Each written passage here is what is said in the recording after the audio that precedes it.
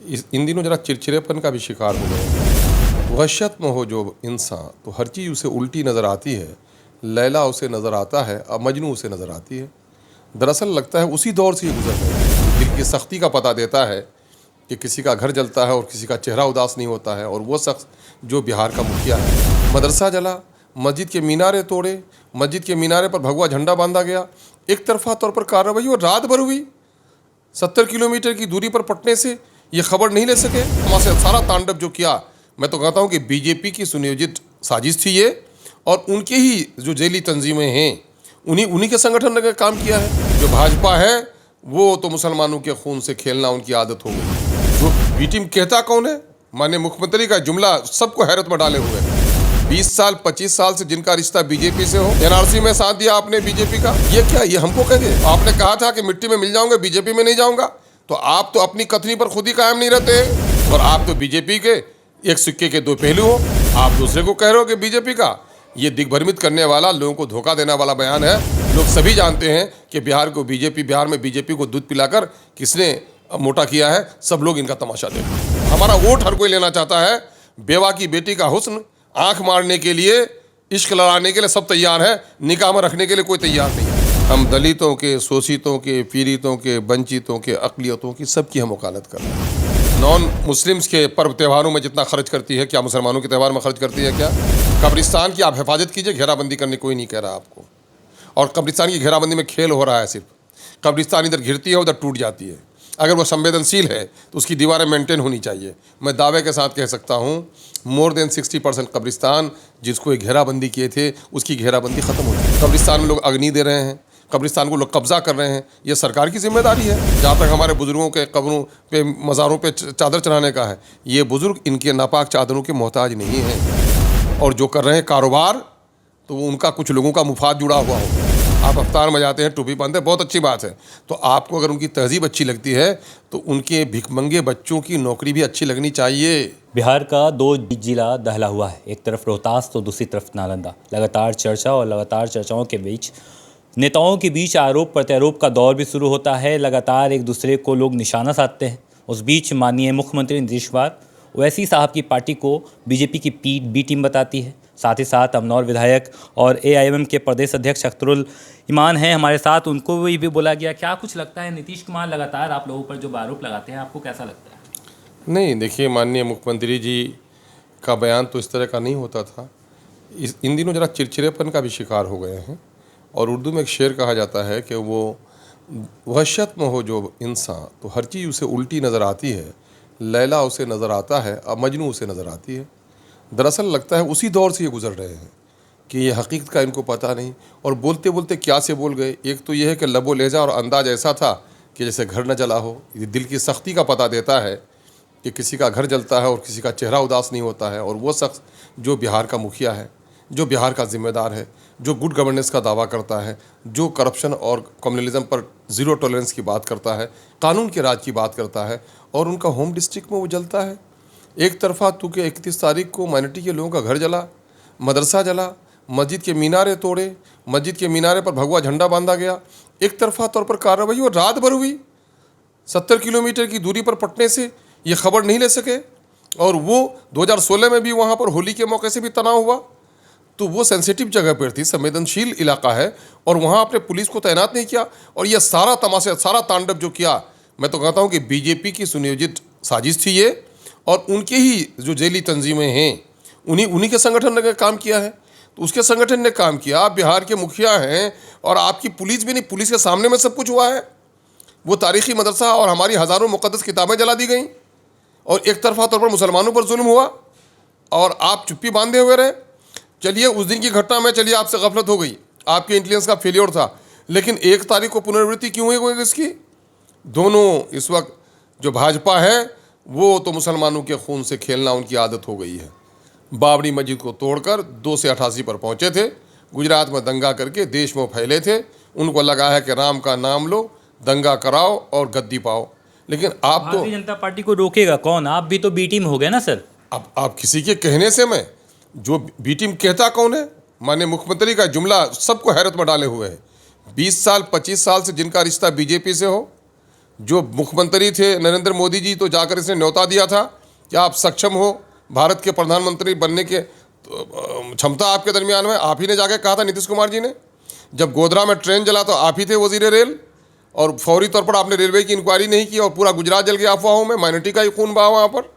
आप एनआरसी में साथ दिया आपने बीजेपी का, आपने धारा 370 में बीजेपी का साथ दिया, यूएपीए में आपने बीजेपी का साथ दिया। किस मामले में बीजेपी का? आपका आदमी आज भी वाइस चेयरमैन बना हुआ है राज्यसभा में बीजेपी की मदद से। तो ये क्या, ये हमको कहेंगे ये बीजेपी के साथ आप रहे? और बिहार में बीजेपी को अगर किसी ने लाल कानून पर बुलाया है तो आप हैं।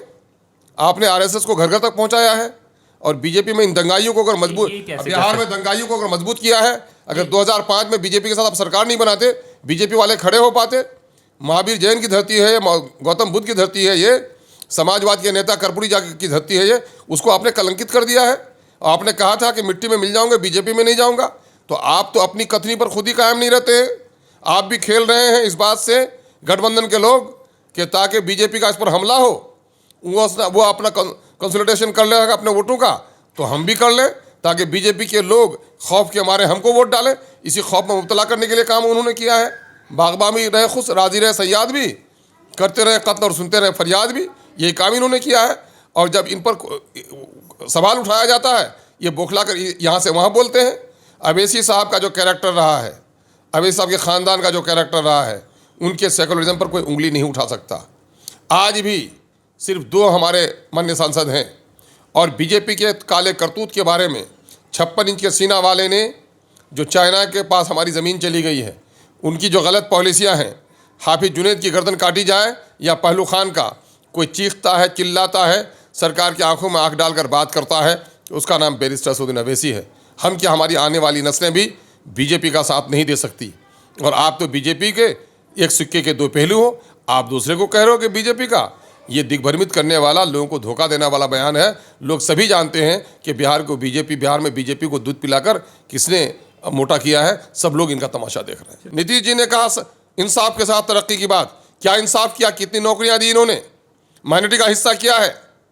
जितने दिन राजद की हुकूमत रही है, बताएं माइनॉरिटी का हिस्सा क्या है? क्या है पुलिस बल में हमारी ताकत? क्या है अफसरों में हमारी ताकत? क्या है चपरासी में हमारी ताकत? क्या 18-20% मुसलमान हैं? क्या 9% भी चपरासी में हैं? नहीं है। हम तो, हमारा वोट हर कोई लेना चाहता है। बेवा की बेटी का हुस्न आंख मारने के लिए, इश्क लड़ाने के लिए सब तैयार है, निकाह में रखने के लिए कोई तैयार नहीं है। वही मुसलमानों के वोट को समझ लिया है। इनके वोट से खेलो, लेकिन इनको हिस्सा मत दो। इनके दरमियान में कोई लीडरशिप जन्म ले तो उसका गला दबा दो। इमाम को तो गला दबाया इन लोगों ने।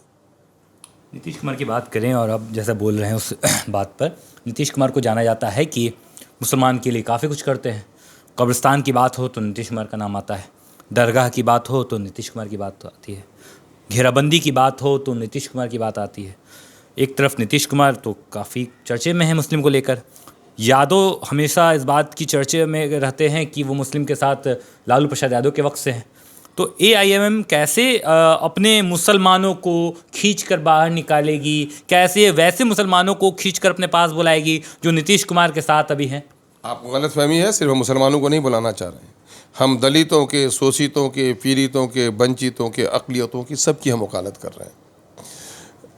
कब्रिस्तान की घेराबंदी करने से कोई कब्र से जन्नत में चला जाता है क्या? कब्रिस्तान की सुरक्षा करना सरकार की जिम्मेदारी है। Matter of law and order है ये। और आज सरकार नॉन मुस्लिम्स के पर्व त्योहारों में जितना खर्च करती है, क्या मुसलमानों के त्यौहार में खर्च करती है क्या? है ना? आप जल में ढालने में, फूल बरसाने में जितना खर्च कर रहे हैं, गरचे एक डेमोक्रेटिक स्टेट में, एक सेकुलर स्टेट में आवाम के टैक्स के पैसे किसी के धार्मिक काम में नहीं लगाए जा सकते। कब्रिस्तान की आप हिफाजत कीजिए, घेराबंदी करने कोई नहीं कह रहा आपको। और कब्रिस्तान की घेराबंदी में खेल हो रहा है सिर्फ। कब्रिस्तान इधर घिरती है, उधर टूट जाती है। अगर वो संवेदनशील है तो उसकी दीवारें मेंटेन होनी चाहिए। मैं दावे के साथ कह सकता हूँ, मोर देन 60% कब्रिस्तान जिसको एक घेराबंदी किए थे, उसकी घेराबंदी ख़त्म हो चुकी है। कब्रिस्तान में लोग अग्नि दे रहे हैं, कब्रिस्तान को लोग कब्जा कर रहे हैं। ये सरकार की जिम्मेदारी है।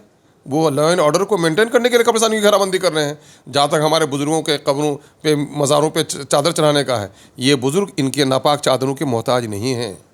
और जो कर रहे हैं कारोबार, तो उनका कुछ लोगों का मुफाद जुड़ा हुआ होगा।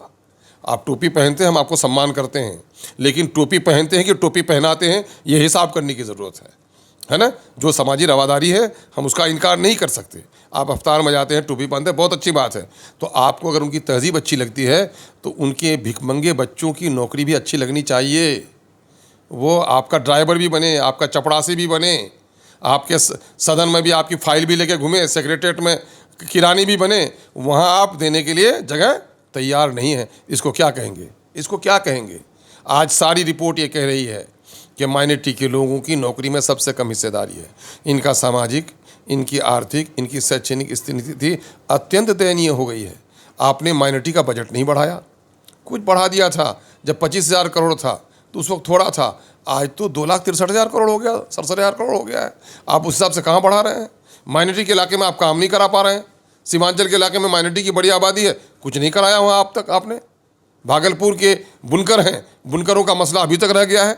बुनकरों को आपने वो भागलपुर जो जल गया, जो तबाह हो गया, बर्बाद हो गया, आपने कहा था हम बुनकरों को ऊपर उठाएंगे, बगैर सूद के उनको कर्जा देंगे। क्या कराया?